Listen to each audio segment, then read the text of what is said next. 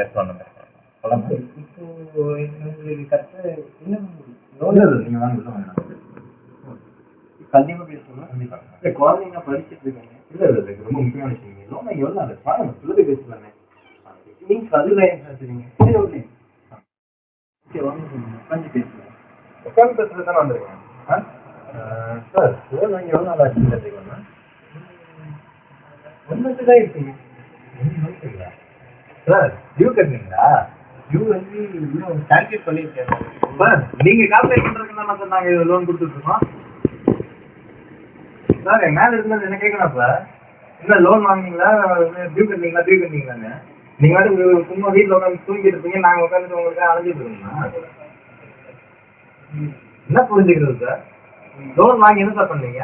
தின்னீங்கல்ல நல்லா படிக்கிறதுக்கு என்னத்த படிச்சுக்கிறீங்க? பாருங்க ஒருத்தர் தூங்கிட்டு இருக்கோம் உங்க வீட்டுல. தம்பி இல்லையா என் தம்பி ஏதாம இது மாதிரி வளர்ந்துருக்கான். வேலைக்கு போய் கொண்டாடிக்க மாட்டானா? யார் வீட்டுக்கு வந்து என்ன பேச்சு லோன் வாங்குறதுலாம் யோசிச்சிருக்கேன்.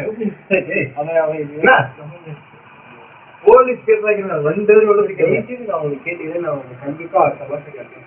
படிக்கிறதுக்காண்டி வாங்க